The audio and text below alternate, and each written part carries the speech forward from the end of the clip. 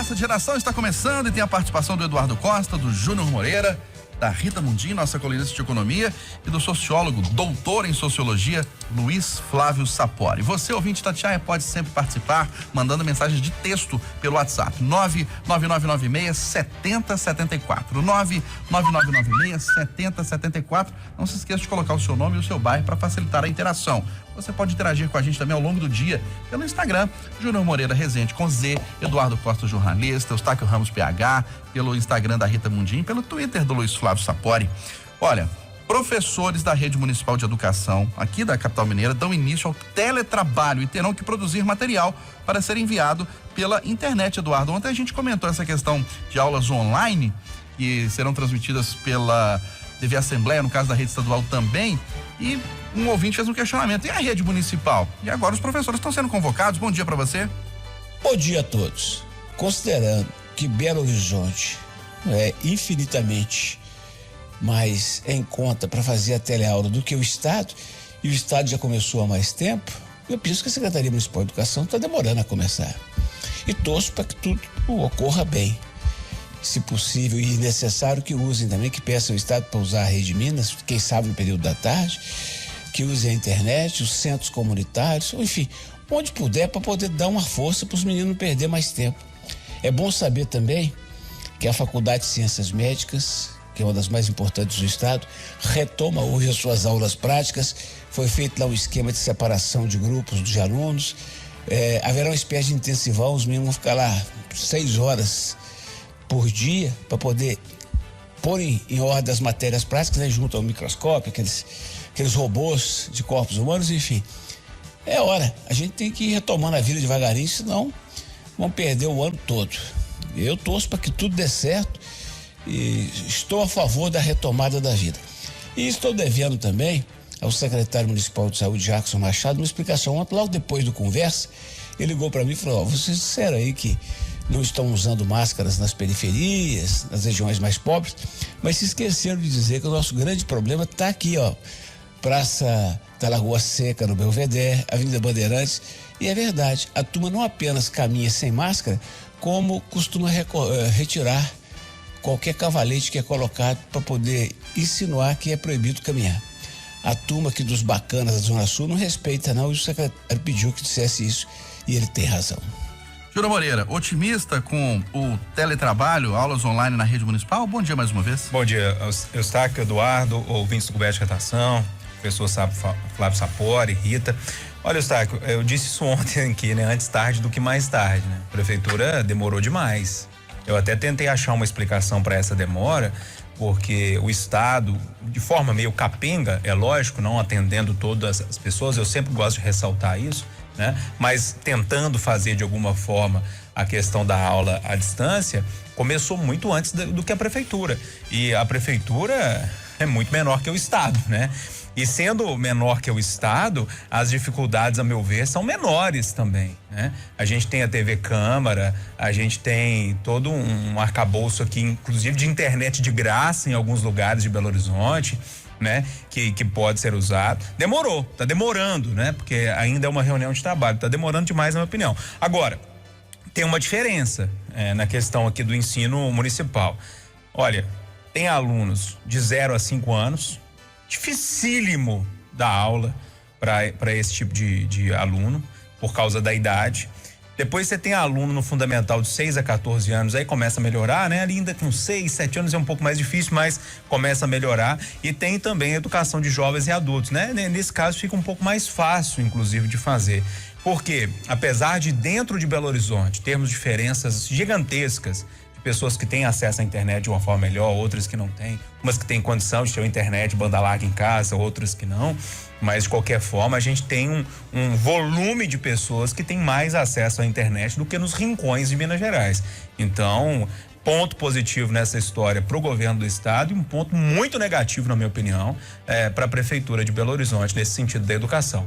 Até tentei buscar informação para saber, olha, foi o sindicato que barrou alguma coisa? O que aconteceu? Teve algum percalço nesse caminho? Eu não consegui essa resposta ainda, mas com as informações que eu tenho nesse momento, a prefeitura está demorando demais a tentar, de alguma forma, levar algum tipo de aula, de informação para esses alunos. O Tadeu do bairro Santa Cruz, em Belo Horizonte, está dizendo o seguinte: eu só acho que essas teleaulas deveriam ser com conteúdo que os alunos estavam estudando nas escolas e não esse faz de conta. Ele está falando o seguinte: vamos acompanhar uma aula para ver o nível dos ensinamentos. Desculpa, que eu acompanhei e eu gostei muito. Não concordo com o ouvinte, não. Me perdoa, Claro. Me permita discordar dele. O que eu vi na Rede Minas, nas vezes que eu vi, achei de um nível muito legal, os professores muito desenvoltos, se desdobrando mesmo para passar uma aula legal. Pode ser que aquele viu não tenha sido tão legal assim. As que eu vi, achei espetacular. Eu preciso fazer esse elogio aqui. Professor Sapori, o próprio nome diz professor. Uma boa notícia é a teleaula na rede municipal ou lamentar que demorou demais? Bom dia, Stac, pessoal de conversa, ouvintes da Itatiaia. Demorou, não há dúvida, né? Conforme bem eu disse o Júnior Moreira, antes tarde do que tarde. Não, eu gostei dessa expressão, Júnior Moreira. Antes tarde do que mais tarde. Antes tarde do que mais tarde. Mas uma medida, o Stac, o Júnior, Eduardo Rita, é inevitável, né? Não há como o ensino público, o ensino privado, né, no âmbito fundamental, ensino médio, ensino superior, evitar a utilização dessas novas ferramentas, das tecnologias do ensino à distância. A lamentar, Eustáquio, que de alguma maneira o ensino público está atrasado nisso, né? As escolas particulares, as universidades particulares, Júnior Moreira, já se adaptaram rapidamente. Nós lá na PUC Minas, eu posso dar um testemunho, Eustáquio, nesse sentido, foi tudo muito rápido, né? Na primeira quinzena de março tivemos que nos adaptar do ensino presencial, no ensino à distância, com ferramentas tecnológicas que não dominávamos, mas eu posso dar um testemunho, claro, não só pessoal, mas também dos colegas de profissão na PUC Minas. Nos adaptamos bem. O ensino à distância, Eustáquio, se bem utilizado, ele pode agregar. Ele pode, em boa medida, contribuir para a melhoria da qualidade da aprendizagem, tanto, né, dos alunos na adolescência, na vida adulta. A questão é a discrepância que vai acontecer se o ensino público, né, se o governo estadual e se o governo municipal não agirem rapidamente. Então, já para o segundo semestre, é fundamental que essas novas ferramentas estejam disponíveis, né, aos alunos da prefeitura, das diversas cidades do interior de Minas Gerais, para que não aumente a discrepância, né, ainda maior entre o ensino privado e o ensino público. Mas eu posso dar um testemunho muito claro. Essas ferramentas, se bem utilizadas, elas podem contribuir sim para a qualidade do ensino. Eu estou falando demais, mas só para fazer uma correção, porque eu citei TV Câmara aqui, e o João Felipe Lolli, nosso repórter que cobre o dia a dia da Câmara, tá me lembrando que a TV foi fechada com aquele escândalo dos vereadores lá há algum tempo. Mas enfim, independentemente de estar fechada ou não a TV Câmara, não tira a moleza da Secretaria Municipal de Saúde em encontrar alguma solução por meio da TV Assembleia ou por meio da TV Rede Minas, enfim, tem outras possibilidades aí. Ô Rita, bom dia, a sua avaliação, otimista ou lamentando que demorou demais no caso da rede municipal? A minha avaliação, eu já falei isso aqui antes, eu acho que o ensino à distância, ele veio para ficar, ele demorou a ser incorporado, né, ao ensino público, e eu acredito que ele veio para melhorar em muito o nível, porque você passa a dar acesso a todos, você pode dar acesso a todos a conteúdos de qualidade. Você pode buscar os melhores professores com a melhor didática e agregar a essa didática tecnologia. Então, hoje em dia, os meninos, não estou falando da periferia de uma forma geral, mas todo mundo já nasce com um celular na mão. Então, isso era uma tendência do século, é uma tendência do século XXI, é uma realidade em países desenvolvidos e aqui no Brasil demorou. Então, eu acho que é uma oportunidade para termos um ensino de melhor qualidade e professores também nivelados por cima, com cursos de didática, usar a tecnologia a favor da melhora, a favor de conteúdo de excelência para todos, tanto para professores, quanto para ferramentas de gestão de escolas públicas, quanto para o próprio ensino público, para as crianças em geral, que já estão e já nascem acostumadas com a tecnologia. Eu acho que a gente tem que quebrar, né, esse paradigma e o professor, em todos os níveis, incorporar o EAD, o ensino à distância, como uma ferramenta de extrema utilidade para a melhoria do exercício de sua profissão. Sapori, o presidente Jair Bolsonaro diz que tomará medidas legais para proteger a Constituição. Em publicação nas redes sociais, o presidente fala em direitos abusados e ideias perseguidas. Isso depois, ontem, daquele quebra de sigilo de parlamentares, Sim. operação contra aliados do presidente, enfim, as últimas horas pegando fogo para variar. Mais uma crise política, né, Eustáquio? Vamos lembrar que essa operação de ontem não diz respeito ao inquérito das fake news, né? Que é aquele inquérito coordenado pelo ministro Alexandre de Moraes. Essa operação de ontem diz respeito a um outro inquérito que foi, de alguma maneira, provocada pela Procuradoria-Geral da República para investigar atos antidemocráticos. E nesse sentido, o presidente Bolsonaro comete grave erro, um grave equívoco político. Ao defender uma militância que nas redes sociais e nas ruas tem defendido fechamento do Congresso, fechamento do Supremo Tribunal Federal, intervenção militar. Isso não é direito de livre pensamento. Essas ideias são inconstitucionais, são ideias criminosas, são propostas que violam a Lei de Segurança Nacional. Então, quem defende isso e o faz de forma ostensiva como parte da militância bolsonarista, está defendendo crime. E defender crime não pode ser protegido pelo presidente Júnior Moreira. É inadmissível que o presidente da República não faça o contrário. Ele deveria ter, depois do final de semana, ter vindo a público e recriminado aquele ato absurdo, abusivo, simbólico, de atentado à sede do Supremo Tribunal Federal. Aquilo não é banal, não. Aquilo é muito simbólico. E ele não falou nada, não disse nada. Ao contrário, agora vem a público para defender a sua militância, defender a narrativa golpista, porque essa é a expressão correta. Defender fechamento do Congresso Nacional, defender intervenção militar, defender fechamento do Supremo Tribunal Federal é defender golpe de Estado. Um presidente da República que indiretamente dá vazão, legitima essa narrativa, ele está legitimando um discurso criminoso contra a segurança nacional, volto a dizer. Então, lamento profundamente que o presidente da República, mais uma vez, não mostre capacidade, maturidade para lidar com a situação. Mais uma vez, o presidente Bolsonaro alimenta uma crise institucional.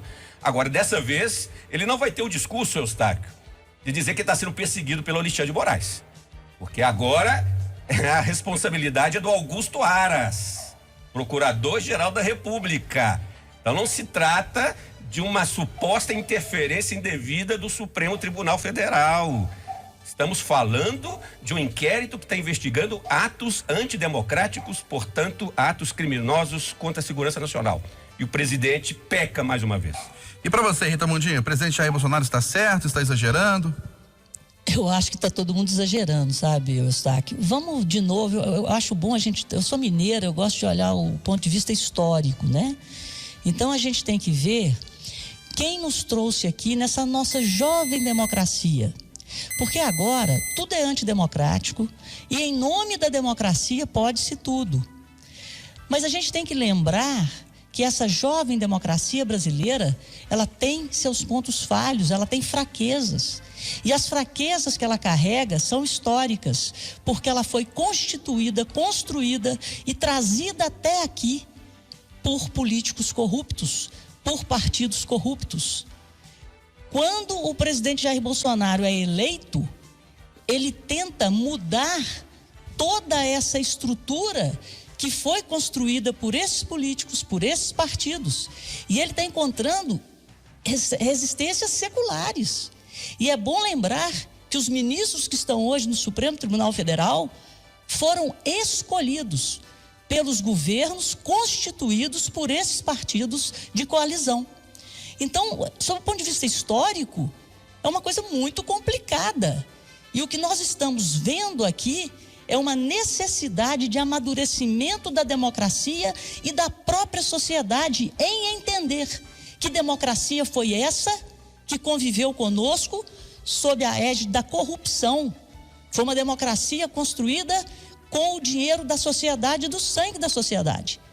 Então, esses políticos que constituíram e construíram essa democracia jovem, cheia de falhas e que precisam ser corrigidas, eles estão, de certa forma, né, não digo representados, mas quem hoje compõe o Supremo Tribunal Federal foi escolhido por esses presidentes que nos trouxeram até aqui.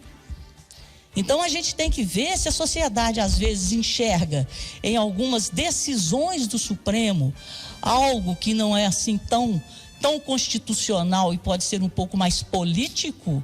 A sociedade tem o direito de ter essa opinião, mas isso não quer dizer que nós vamos fechar o Supremo, que nós vamos fechar o Congresso. Não é por aí. Não é por aí, mas é necessário saber também se invasão de propriedade, se destruição de fazendas, se invasão de propriedades em cidades, se isso é democrático ou antidemocrático. E isso foi permitido e anuído por políticos e por partidos que compuseram governos anteriores. A sede lá em Brasília, ali, botaram fogo em tudo.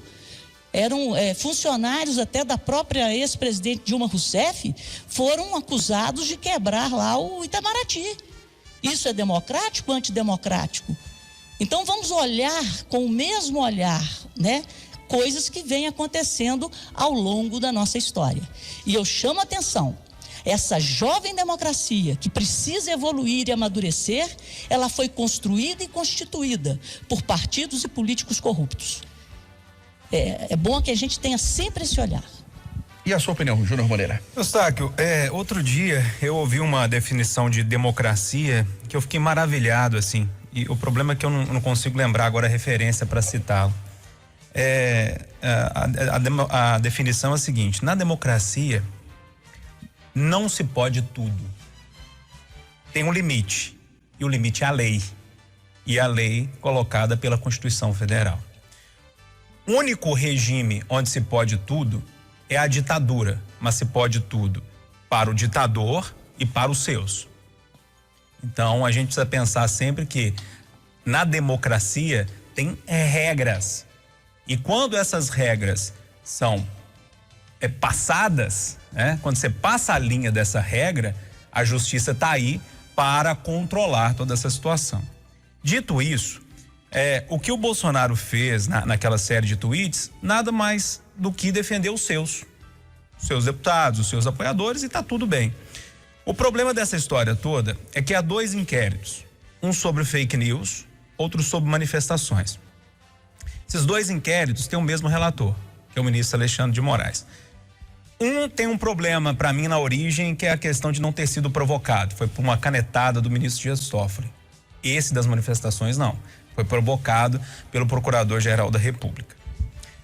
Eu não vejo problema nenhum em investigar alguém, porque na democracia é assim. Quando você passa a linha da lei, você começa a investigar uma pessoa, e essa pessoa lá na frente tem todo o direito do processo legal de se defender, como aconteceu em outros governos. A gente pode lembrar do mensalão, a gente pode lembrar dos anões do orçamento, a gente pode lembrar do petrolão, enfim, de uma série de outros exemplos aqui que também foram investigados. A Lava Jato aí, que é o exemplo disso, né? Em governos passados, da mesma forma, pessoas foram investigadas, umas culpadas foram para a cadeia, outras não, ficaram fora da cadeia, foram absolvidos, mas eu não vejo problema nenhum em investigar, né? Agora, essa história toda, um dos lados vai sair desmoralizado.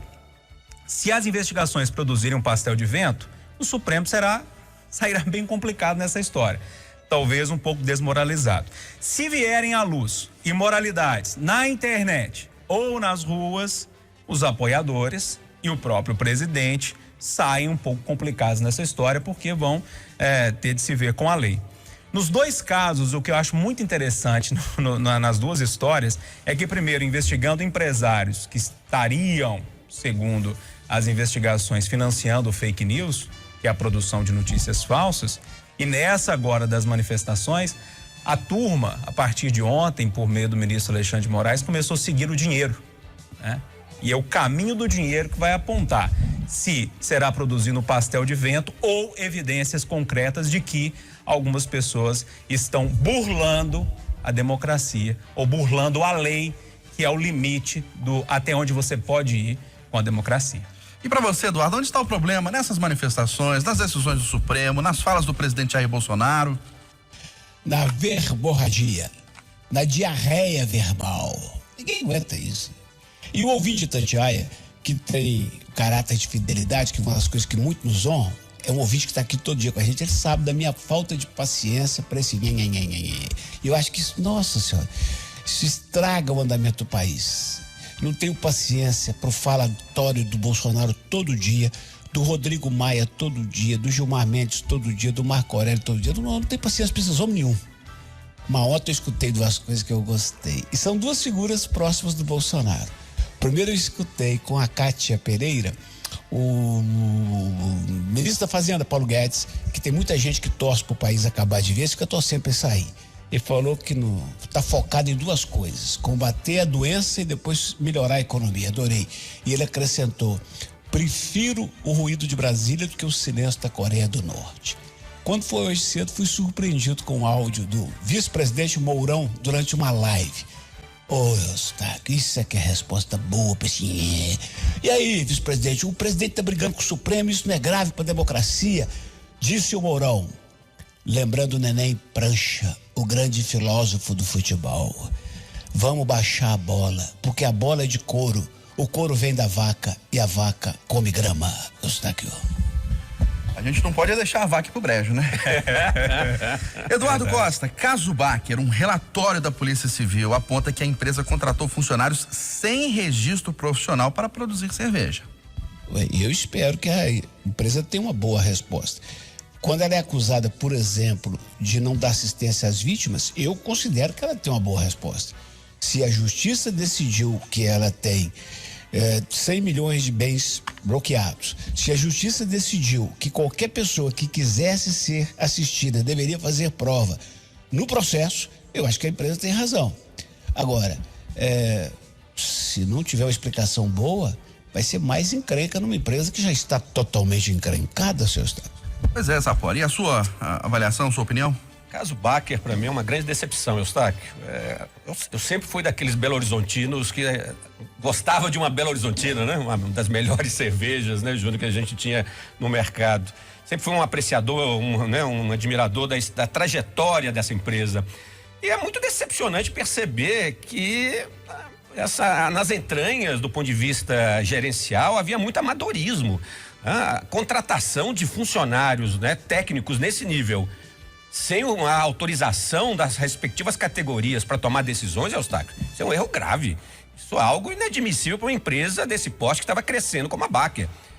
Infelizmente, vai revelando como o que aconteceu, né? A contaminação não foi algo assim tão casual, é parte de um mecanismo de crescimento sem controle de uma empresa que mostrou incapacidade, né, de assimilar ao mercado, de assimilar a quantidade de clientes pela qual ela adquiriu. Então, eu fico muito triste, mas eu queria ressaltar a qualidade da investigação da Polícia Civil, Eustáquio. Mais um inquérito onde a Polícia Civil de Minas Gerais mostrou muita competência, demorou um pouco, mas era inevitável, revelando mais uma vez que aquelas teorias conspiratórias, né, de boicote, de algo similar, nada disso aconteceu. Tudo vai consolidando a constatação de que a empresa estava crescendo de uma forma descontrolada. Ela perdeu, de alguma maneira, a capacidade gerencial de tomar de decisões e deu no que deu, né? Infelizmente. Por tudo revelado e noticiado até agora, Rita Mundinho, você acha que a empresa foi negligente, foi um acidente, ela foi vítima desse processo todo? Não, é lamentável, não foi um acidente, né? Foi um erro de gestão, né? Falta de uma gestão profissional, falta de consciência empresarial de quem tocava a empresa e falta da consciência, inclusive, de que a gente estava falando de um produto para consumo humano. Então, uma negligência, então é uma falta de tudo. Eu acho que esses gestores devem ser duramente punidos, porque, na verdade, foi um problema de consciência empresarial e falta total de visão empresarial, de respeito com com a comunidade, de respeito com os consumidores. Lamentável, uma coisa assim. E principalmente torna-se ainda muito mais grave e lamentável, dado o crescimento que ela vinha experimentando. Então, apesar do sucesso, eles foram incapazes de fazer o para casa e dar o retorno para quem estava dando a eles esse sucesso, que era o consumidor. Então, o consumidor, ele tem que ser o rei nessa cadeia toda. Então, foi uma falta de tudo, mas basicamente o grande erro foi dos seus proprietários, dos seus gestores, dos seus donos, que tomaram decisões equivocadas e desrespeitosas.